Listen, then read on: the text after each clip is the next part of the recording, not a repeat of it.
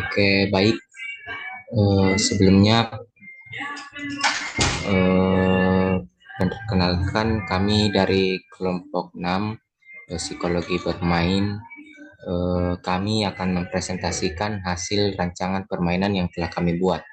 Sebelum memasuki materi, kami akan memperkenalkan diri terlebih dahulu. Yang pertama, ada Nurul Ismi, kedua ada Yelanda Rilingling, ada Nur Yasmin Zahra Syafia, dan yang terakhir saya sendiri, Musalahuddin Ayu. Nah, untuk selanjutnya bisa untuk pendahuluan bisa dilanjutkan oleh Saudari Yasmin. Saudari Yasmin dipersilahkan. Oke, baik. Terima kasih atas kesempatannya moderator. Jadi, permainan tradisional merupakan bagian dari warisan budaya yang memiliki nilai-nilai luhur dan perlu diwariskan kepada generasi penerus.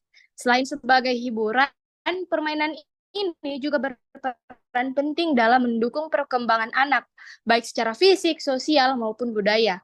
Salah satu contoh permainan tradisional yang populer di Indonesia adalah engklek. Permainan ini mengajarkan nilai kebersamaan dan kerjasama antar pemain. Engklek adalah permainan yang melibatkan aktivitas melompat menggunakan satu atau dua kaki untuk melewati kotak-kotak yang digambar di atas tanah. Permainan ini menuntut ketangkasan, keseimbangan, dan konsentrasi, sehingga sangat bermanfaat untuk mendukung perkembangan motorik kasar, termasuk kekuatan otot, keseimbangan, dan koordinasi gerak anak. Selain aspek fisik, engklek juga dapat dikembangkan dengan menambahkan tantangan kognitif, seperti menyisipkan pertanyaan atau tugas yang harus diselesaikan di setiap kotak. Selanjutnya,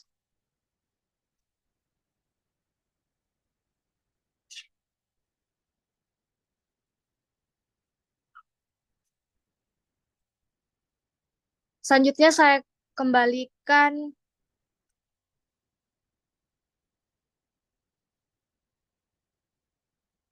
maaf, saya lanjutkan. Eh, Nah, berikutnya yaitu jenis permainan. Permainan tradisional yang dipilih adalah engklek. Permainan engklek adalah salah satu permainan tradisional yang dimainkan oleh dua anak atau bahkan lebih.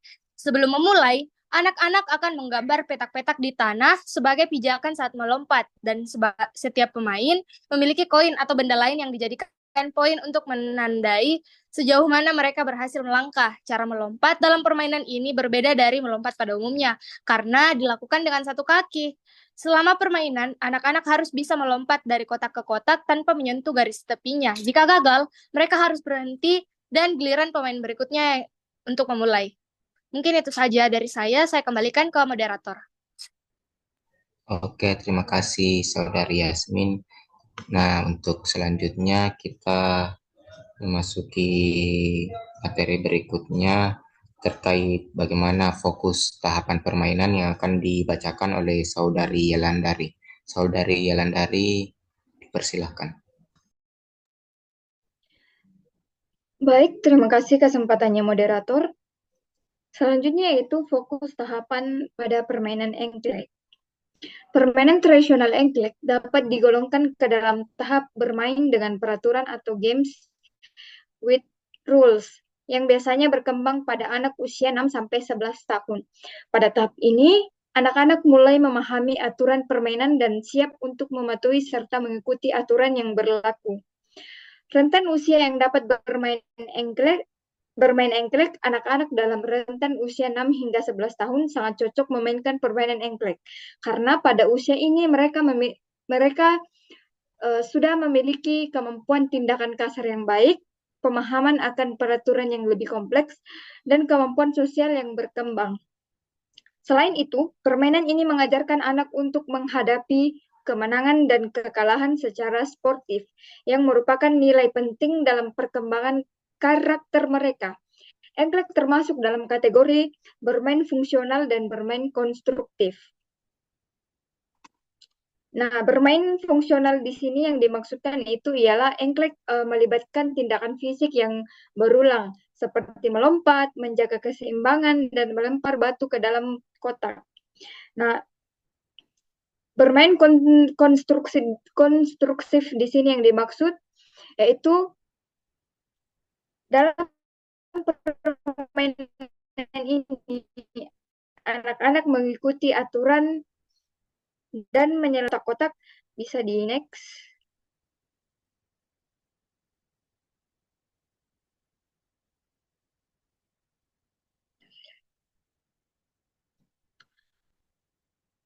Permainan tradisional engklek memainkan peran penting dalam perkembangan anak melalui berbagai tahapan yang mendukung pertumbuhan sosial, emosional, dan kognitif mereka. Pada tahap perencanaan, anak-anak berinteraksi dan bernegosiasi mengenai aturan permainan yang membantu mengembangkan keterampilan sosial mereka. Selanjutnya, dalam tahapan pelaksanaan, mereka mengasah keterampilan motorik kasar seperti melompat sambil meningkatkan konsentrasi dan fokus. Pada tahap evaluasi dan refleksi, anak-anak belajar menerima kemenangan dan kekalahan yang bermanfaat untuk mengasah kemampuan emosional mereka. Di tahap adaptasi, fleksibilitas dan kreativitas anak ditingkatkan ketika mereka harus menyesuaikan diri dengan perubahan dalam permainan. Yang terakhir, tahap sosialisasi di mana memungkinkan anak-anak untuk membangun identitas sosial dan kelompok serta mengembangkan empati dan kerjasama.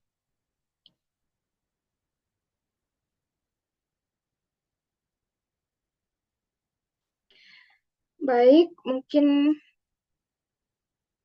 bisa di next.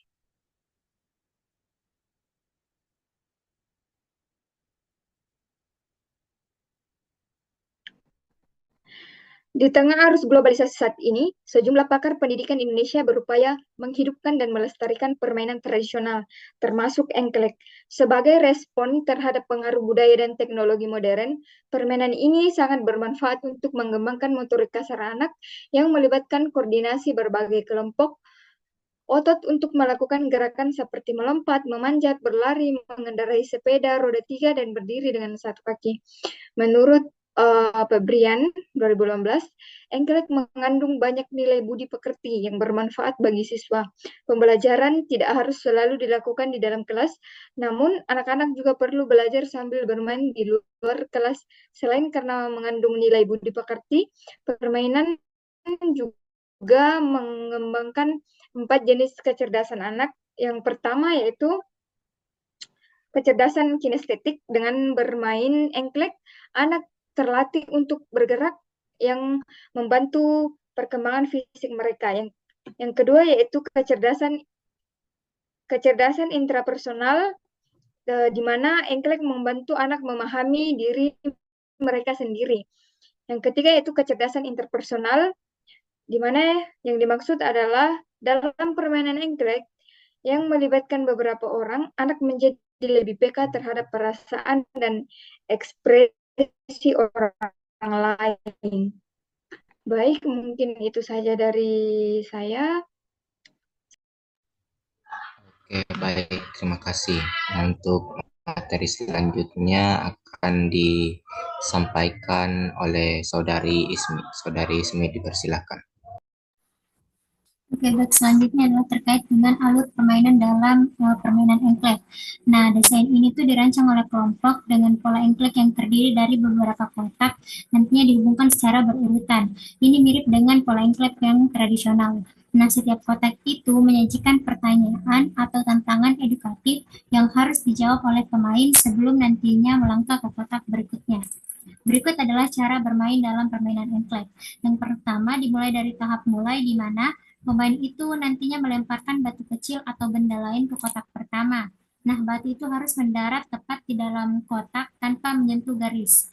Terus yang selanjutnya itu tahapan melompat, di mana pemain itu mulai melompat melewati kotak pertama, di mana tempat batu tersebut berada, menggunakan satu kaki ataupun dua kaki. Nah, tergantung pada pola engklek yang telah dibentuk. Pemain ini harus melompat ke setiap kotak satu persatu. Terus tahapan ketiga itu menjawab pertanyaan, di mana Ketika pemain tiba di kotak yang berisi pertanyaan, mereka harus menjawab pertanyaan tersebut dengan benar sebelum nantinya melanjutkan ke kotak berikutnya. Jika jawaban salah, pemain harus kembali ke tahapan awal. Terus yang keempat, tahapan mengambil batu, di mana setelah mencapai ujung jalur engklek, pemain itu harus berbalik arah lagi dan melompat kembali menuju kotak awal. Nah, dalam perjalanan kembali, mereka harus mengambil batu dari kotak pertama tanpa menyentuh garis.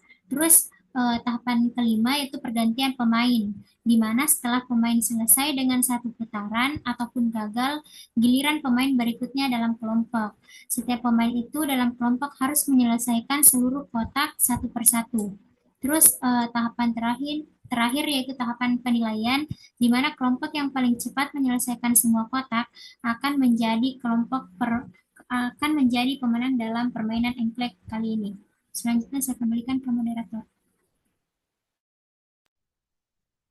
Oke, terima kasih. Baik, seperti tadi yang sudah dijelaskan teman-teman terkait apa itu permainan tradisional, jenis permainan yang kami ambil yaitu permainan engklek, terus dijelaskan juga terkait fokus tahapan permainan, bagaimana manfaat permainan engklek bagi siswa, dan juga sudah dijelaskan tadi seperti apa tahapan dan cara bermain yang akan kami terapkan pada saat turun lapangan nanti. Nah, kami juga ingin menyampaikan bahwa eh, permainan tradisional seperti engklek memiliki peran penting dalam perkembangan anak, baik dari segi fisik, kognitif, dan sosial. Dengan mengadaptasi permainan engklek ini dapat menjadi lebih edukatif. Kita tidak hanya melestarikan budaya, tetapi kita juga memberikan pengalaman bermain yang bermanfaat bagi generasi penerus kita, membantu anak-anak mengembangkan keterampilan motorik kasar dan kemampuan berpikir kritis. Selain itu, engklek juga mengajarkan nilai-nilai seperti kebersamaan, kerjasama, dan sportivitas yang berkontribusi pada penguatan identitas budaya pada anak-anak di tengah arus globalisasi. Nah, oleh karena itu, disarankan pada orang tua, pendidik, dan komunitas bisa secara aktif mempromosikan dan eh, bisa secara aktif mempromosikan dan memodifikasi permainan tradisional seperti engklek.